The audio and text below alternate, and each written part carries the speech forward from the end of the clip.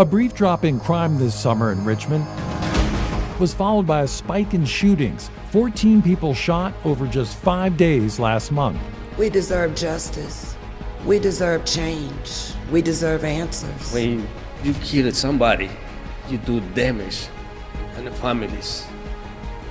And think about they do damage to you too. Last summer, CBS 6 hosted a town hall called Stop the Violence.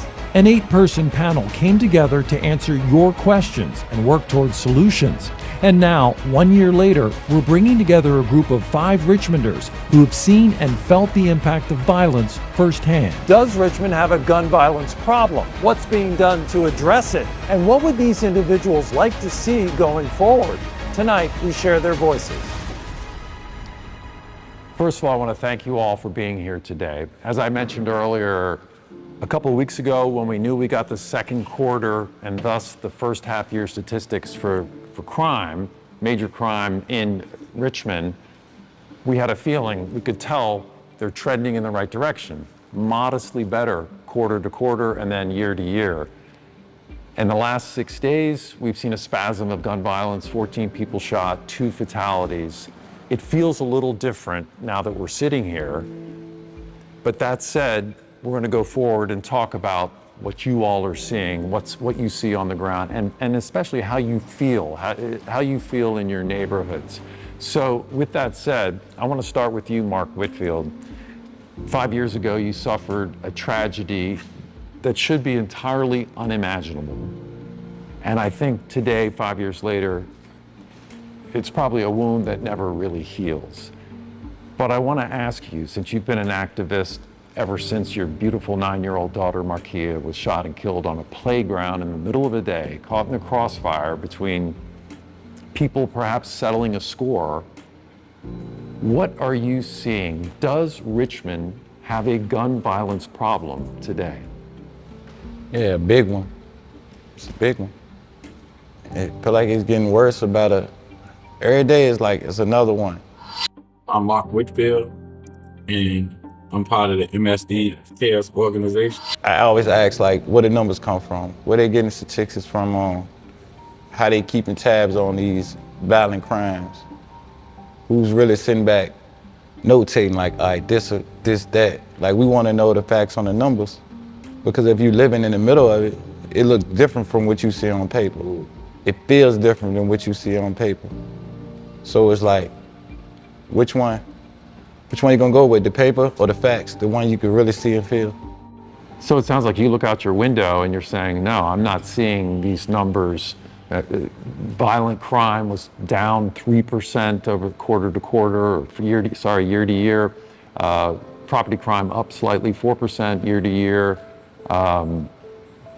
Homicide and rape took big drops, even aggravated assault dropped some. But you're not feeling that. No, not at all. I don't know, like, I would like for our elected officials and people like that to just come take a step in our shoes. Come spend a day, what we call it, the hood. Come spend a day out there, like, with the people really struggling at, where we hurting at, and see what we go through on a day-to-day basis. Like, heard the gunshots. Don't just come after the fact, because that's what I feel like. We are in the streets, especially us black men. They only come when we're victims. You come to scrape us up off the ground, but nobody's really there to tap in to see how can they help us. Like you say, we can sit around right now and talk about it, what we're gonna do tomorrow about it. We just talking, but ain't nothing getting done. And time is of essence because people leaving us every day by gun violence. Somebody gets shot today, tomorrow. We can just sit here and talk about that person the next day. We just keep adding more victims to the victim club, and that's not cool. Charles Willis, United Communities Against Crime, you've been to way too many scenes, way too many neighborhoods where people are hurting, like Mark. What do you see? Does Richmond have a gun violence problem? Most definitely. We have a gun violence crisis. Charles Willis, Executive Director of United Communities Against Crime. Mark is extremely correct. Hit the nail through the board. Mark's tragedy, I was part of that scene that day. My granddaughter was out there. the running, the gunfire, the smoke, the scene at the hospital, the fact that the stereotype of Afro-American males, where they stereotype Mark at the MCV hospital. They handcuffed the father, thinking that he was just someone irate, not hearing him saying that's his daughter. I witnessed all of that. But because of some of the relationships with VCU and the police department, I was able to say, look, that's the father. That's the father. So we not way too many. We have a crisis, and it needs to be dealt with the same way that we are dealing with the homeless crisis. The homeless crisis, Richmond took a stab at it. Sorry for that use of word, but they took a plug at it and put a lot of dollars and resources towards it.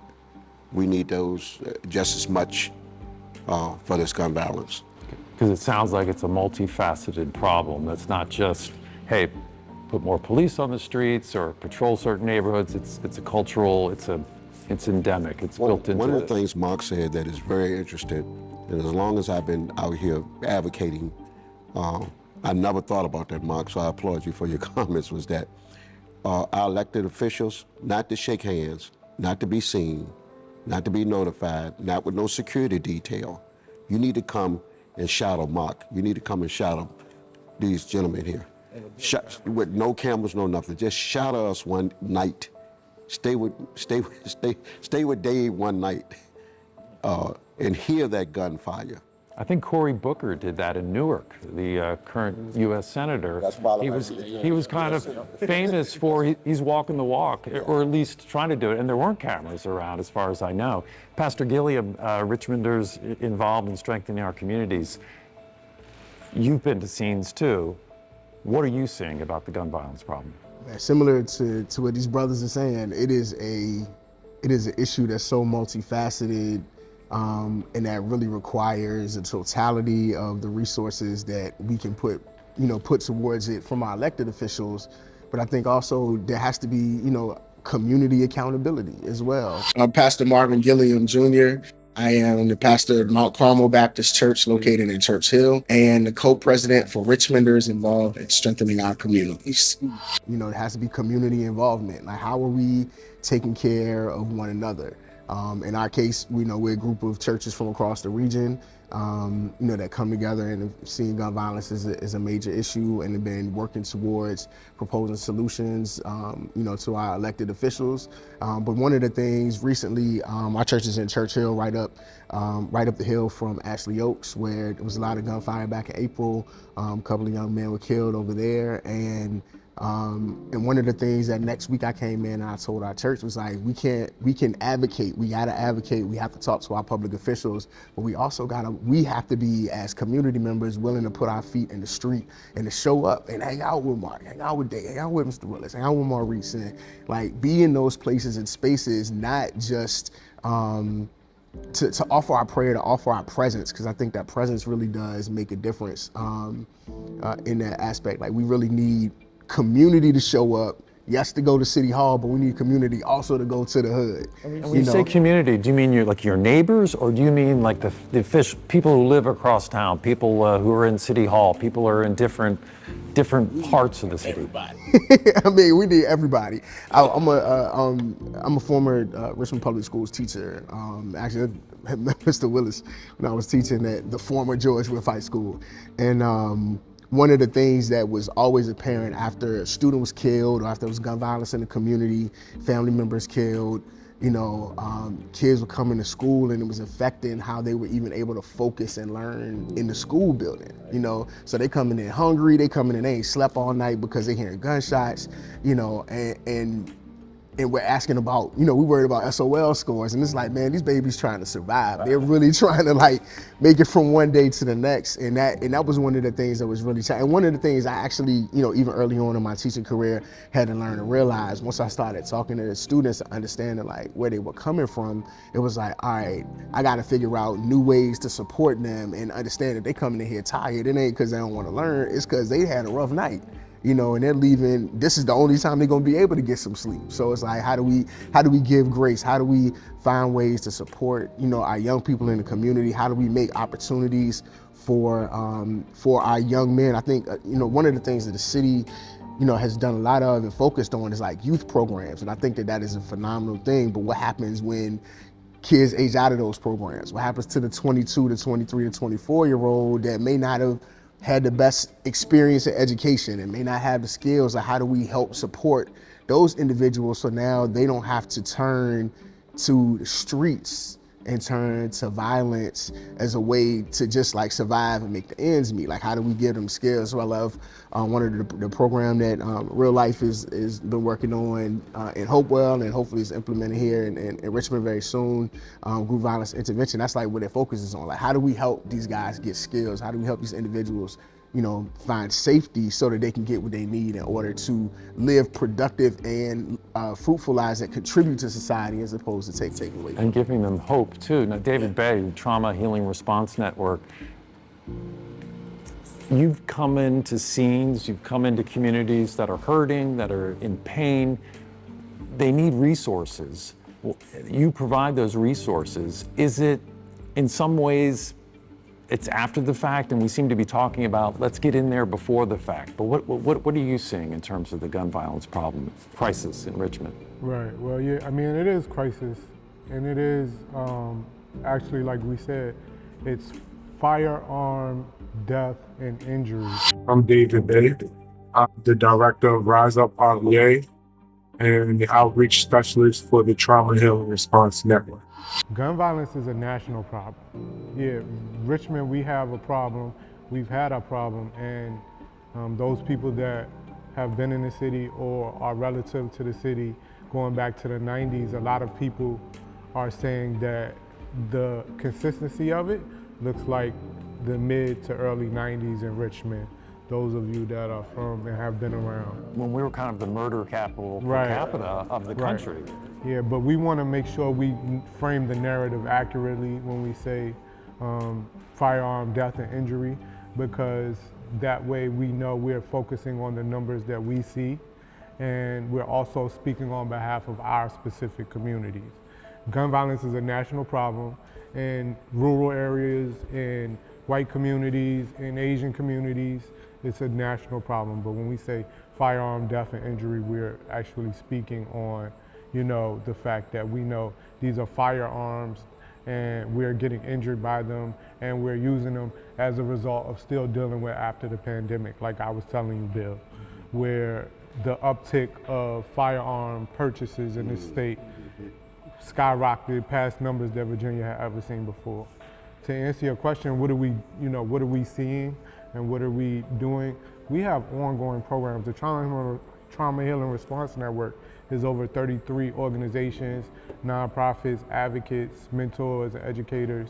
And to what the brother was saying, we have programs like the Broken Men Foundation and the Broken Men Youth Academy. That's teenagers from junior high school, middle school, up to, I think, 27 years old. They mentor, they educate, and they build relationships. So like, what are we seeing and what are we doing? Yeah, we respond to firearm injuries and firearm deaths, and we come in and we provide resources to the families that are in crisis as a result. But the day before that happened, the week before that happened, the month before that happened, we're in that very community trying to build relationships. So we really are focused on relationship building, because organization of over 30 people, 30 organizations, a lot of the firearm deaths and injuries end up being somebody we already had a relationship with, somebody we already knew, somebody's child we already educated in the school system or had a relationship with. Well, and talking about those relationships, Maurice Washington with Real Life, recovery from everyday addictive lifestyle, how do you reach someone who might be at risk of, either at risk of being a victim of gun violence or especially somebody at risk of sort of committing firearm injury or death? It seems to be about relationships. Most definitely. A lot of what everybody's saying today are hitting on it as well. But yeah, that's what we do. We identify the people who are at risk of gun violence. And that's what needs to happen more is identifying those who are at risk and then coming to them and seeing what they need and intervening. Maurice Washington, Violence Prevention Coordinator and Life Coach with Real Life. There's also, groups in this city, gangs that, whether some people say that there aren't, there is in the city, and Perhaps not the national ones that we're familiar with, but more of a localized group of people who are in it together. Most definitely. It's definitely different than, the West Coast, the traditional Bloods and Crips, but it's definitely, people that grew up together or just, it could be 2 or 3 people consider themselves hanging out with each other, and consider themselves a group of people or a so-called clique gang, but How do you reach them? How do you make somebody, and I'm guessing we're talking about anybody from 16 to 20, maybe 22 or 3, why would they pay attention to you? Why wouldn't they just say, he's an old square or something, just, it's not relevant to me. How do you get them? That's one of the challenges in my job is actually building connections, but that's our main goal. So once we identify someone who is at risk, we go knock on their door and let them know that you're at risk of gun violence, you're at risk of shooting somebody or being shot.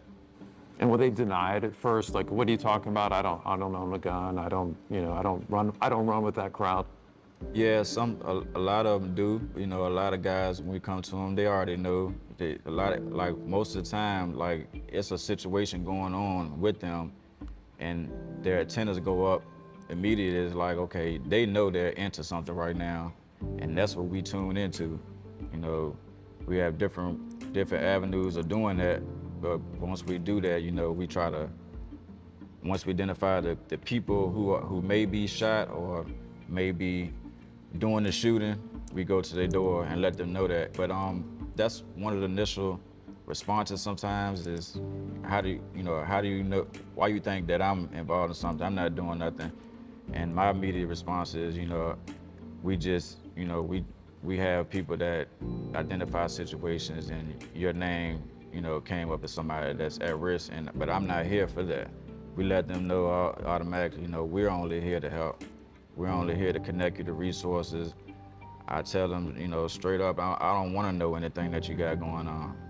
I'm just here to see how I can help you. If you need somebody to talk to, connect you to therapy or whatever. But we start off with a simple meal. I ask them, can I take you out to eat next week or today? Or if you're not doing nothing, we grab something to eat, and it's just my whole sole purpose is building a relationship with them. If you build a relationship with the guys or the groups of individuals that are at risk of gun violence, either being shot or shooting somebody, then you're a positive person in life that a lot of those guys don't have.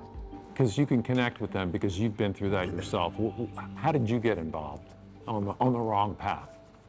Yeah, well, I mean, a lot of this is deeply rooted, like myself, I don't have a rough upbringing as some of these guys I'm even dealing with, but I did start, getting into drugs and selling drugs and playing with firearms and, fighting and just, doing in that lifestyle. A lot of it's lifestyles, it's perpetrated through the music, through just the lifestyle, the culture, out here in the streets and just surviving, so it's normalized, basically. It's just there. My atmosphere, just fell into it. Well, so let's go from that, because that sounds like when you reach somebody like that, in that small part of this fabric of society, you can have an impact. What do we see that is working? That, to me, sounds like something that's working. What else are we seeing? Is it, police programs, police patrols? Is it, and I suspect it's going to be everything altogether that we need. But what do you see that works? Charles, let's start with you. What are you seeing that works? One-on-one contact obviously seems to have a huge impact, I would guess. Mine is definite violence prevention and conflict resolution. What does that look like, though? What does that mean? Because it sounds fancy, but it's like, why Why is a kid going to suddenly, do I need, conflict resolution? A lot of times, I say that to us, but they don't know what it is. When Brother Hill steps in prior to a situation happening, that's conflict resolution. That's violence prevention. Dave providing resources, checking up from the neck up, pop-ups in the community, whereas you normally wouldn't see anything happen. It's not on a holiday. It's not on a traditional day where you would see something happen. But Dave and his organization popping up in Gippon Court and just pulling a grill out, putting some music out there, just drawing folks in and just having a courageous conversation. Or if you don't want to have a courageous conversation, you do that a couple of times without any notice, without any, we coming out there, they'll know if you're real or not. And then the next time when you come, well, say, I don't want to know what you're doing or what you got going on. Come on, let's get a bite to eat. Now, one thing, I don't care what race you are, you're gonna be hungry. Even dogs are hungry. Cats, they wanna lick some milk. So everybody can relate to feeding. But then once just like Jesus did, he saw the multitude that was hungry. The disciples talked about how hungry they were.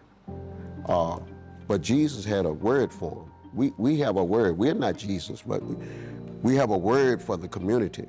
But we know we have to feed you first. And it may not be food all the time. It may be the fact that you're $25 away from paying your light bill. Well, don't come calling me. I don't have $25 all the time, but we may have a resource to help you with that. It may be the fact that you're getting ready to be convicted, not convicted, but evicted from your household. Then pastor has resources that he can point you in the way of eviction diversion. It may be that the fact that you're working all day and you don't have a place where you don't have a babysitter, you can't afford for your child to go. Brother Mark has a program where he's dealing with children, where you can bring the resource. So that's the part where I see right there that we. Let me jump in real quick, because everything that he just said are things that we actually are doing and have done and have systems in place. We talk about root causes. Root causes always tie back to health issues. I mean, we're talking about financial health, we're talking about mental health, we're talking about physical health, we're talking about spiritual health. So everybody at this table and the arms and legs of our organizations and our comrades, any way you look at it, is focused on getting the root causes and getting the people in our communities to try to figure out how we can help you improve those root causes. Our organization and my organization, the Family and Community Outreach Program, we help people that are in crisis. And it's not, oh, you in crisis, it's I was there, or she was there, or he was there. So if they need whatever to pay their rent so they don't get evicted, if their children need a couple of meal vouchers, these are the things that get back to the root causes. But it's our job as a city, as a state, as a community, with the legislators, with the city council officials, down to the grassroots teams in the community on each side of town, that we work together as a team to remember these are health issues. The Surgeon General declaring it a health crisis, it's a health crisis. So looking at it at any other way and us talking about it in a different narrative is okay, still bringing attention to it, but America itself has ongoing health issues. In Richmond, you said, is it a gun violence? We have a health crisis. We're in a health crisis. And as I said, as a result of going and coming out of the pandemic, we're still trying to improve and get our health together as a community. And I imagine, Pastor Gilliam, that you can address some of the spiritual health issue crisis. I mean, I think you hit the nail on the head. Like, the reframing of what is happening is really important, so that we don't, when we look at everything through a crime lens, we approach things a different way, right? We use yeah, to play your analogy from earlier, we use hammers when we need to use screwdrivers, right? But when we, yeah, everything is a nail. You got a hammer, right? So, and so understanding that, you know, that this is a holistic health crisis in our city, in our nation, it is finding the ways that, you know, these organizations, the individuals that are working, there's so many people that are on the ground doing like incredible work, just trying to make a difference right in their community, right? And how do we then, the word that came to mind, I was listening to y'all talk, was about scale. Like, how do we scale the relationship building up? So that's what it seems like we need to do. If these things are working, let's ramp them up. Yeah, how do we put more money behind it? How do we get more people involved and trained so that we can, you know, how do we get into the churches and have more churches involved in just building the relationships? You know, I think, you know, Mr. Willis, he brought up, you know, Jesus feeding the multitude, man. Jesus ain't preached to them nothing until he met their actual need that they had, right?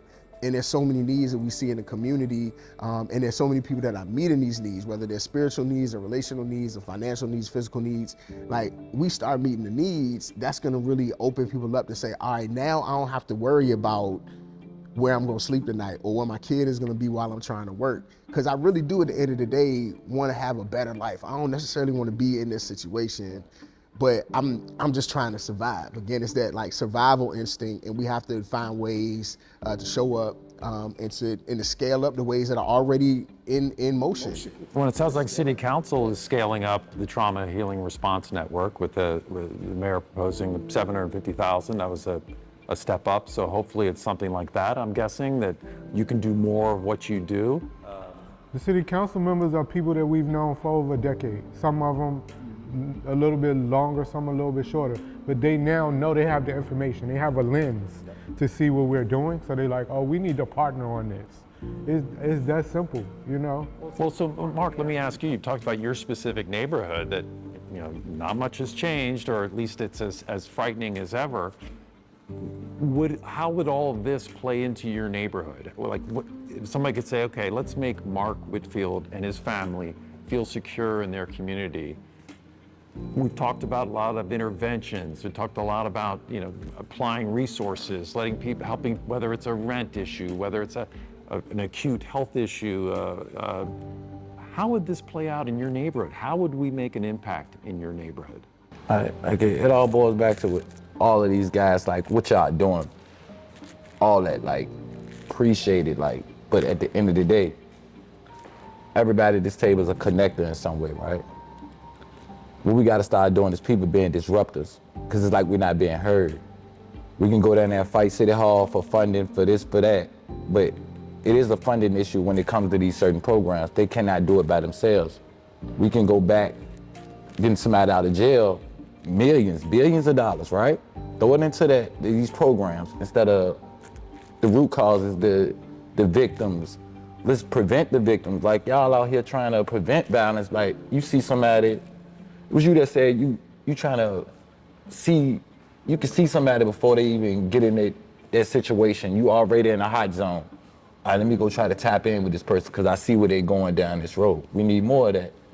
For youth, for instance, y'all go, people like me, victims that's hurting the mental, like, y'all, that is so much true. Like, the mental thing is the worst. Like, y'all just don't understand, man, the depression that come with it, because the victims, the surviving victims, deal with it the baddest, bro. And it's like, we need people to tap in like them that's coming around like, hey, look, I'm here. You gotta have somebody to pick you up sometime, because you feel like it's all over.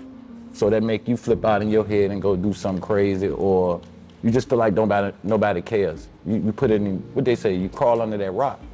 I didn't been there. I didn't had suicidal thoughts because of the trauma, the pain, everything. You just feel like you can't deal.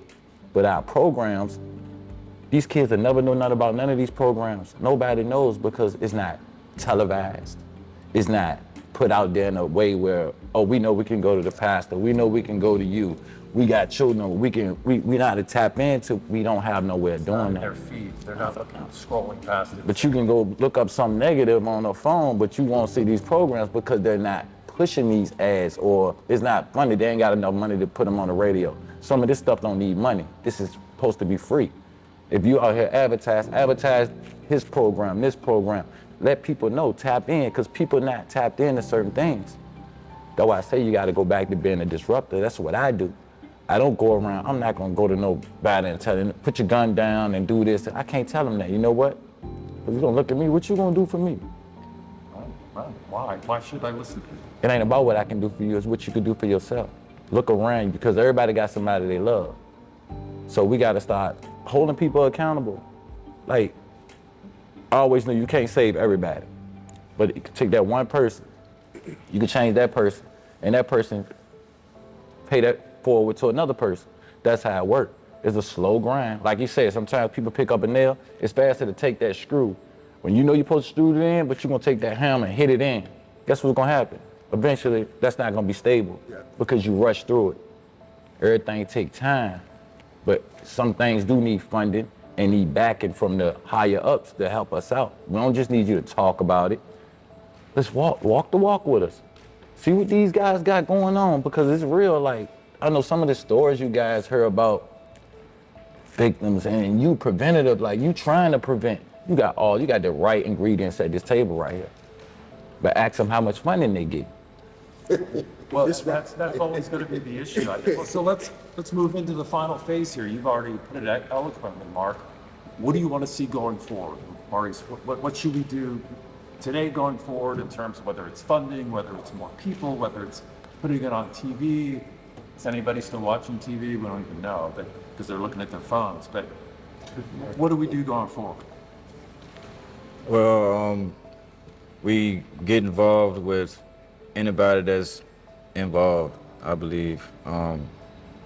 He just hit it on the head, I believe, too. You know, get it out there. Like, we need more people to know, you know, what's going on so that they can get involved. Because at the end of the day, like, we all are all doing things, but we can't do it ourselves. And like, my job is, you know, once we identify people who are at risk, my job is to connect them to different individuals, you know, different community, you know, people that are able to help them, you know, because real life doesn't, you know, offer everything, but we connect them to everything. So we need more people that are willing to help.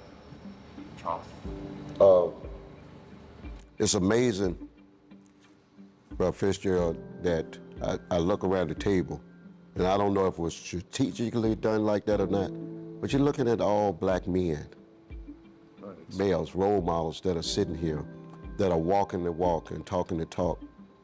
And I learned that even when you prepare for war in a time of peace, which we're talking, the funding is interesting. I laughed at it, and I say funding because nothing is free out here. You have to pay for the resources.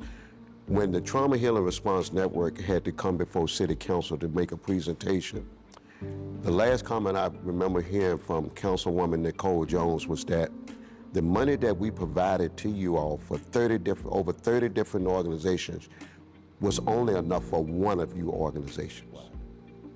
That's what she said, not what we said, not what Brother David said. So they recognize it as being able to advocate for it. But and the scale of the problem, because if that's only for one organization, for 30. But because of the commitment that you see at this table, which is just a small fragment, because behind each one of us there are a number of other folks that supports and believe in the vision, then we're going to continue to do the work. We were doing the work before the funding was there anyway. So we're going to continue to do it, but I don't want to negate the fact that it is needed.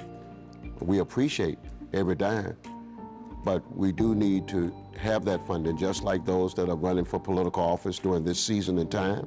Each one of them are campaigning for funding so they can get their message out. That's the key to even the elected officials. We want to raise funds so we can be able to get our message out, because getting the message out is not free.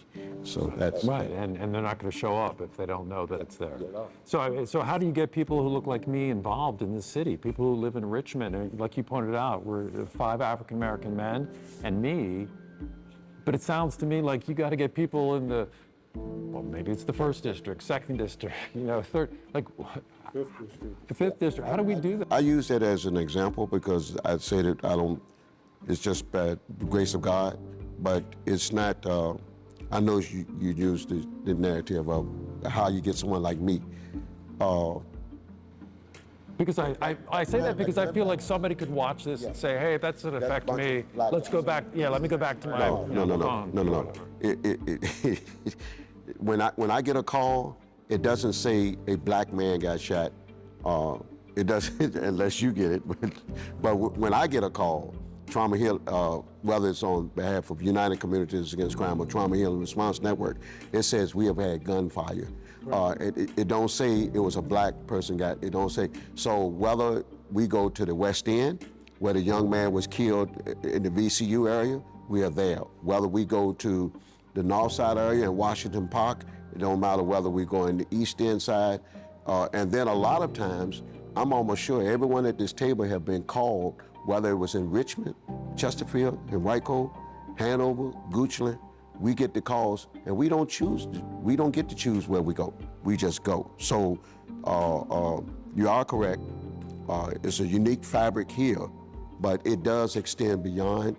And there are, I'll make it clear, there are others of different race, because I'm constantly, matter of fact, when I leave here today, I got to go meet with a Hispanic group because they want a community outreach. So it doesn't stop. You've got what works, and that's the bottom line, is when you show up, the healing, the helping, the maybe the changing of lives in the better direction happens, and that's what City Council has recognized, David. So it sounds like you all have the parts of the program that are in place, all 30 groups, rise up among them, that's what we need to be focused on. You've shown City Council you get results, and that's what we should back. Yeah, I want to answer your question, Bill. What would like to see and what is needed is we need to continue to build relationships. Mm-hmm. Like there are gangs in the city, but you got people that leave where they live in a $600,000 home community that go to the area where people live in the projects because they got friends that are in gangs. And it's not about a judgmental thing. It's about that we need to continue to build relationships and focus on wellness.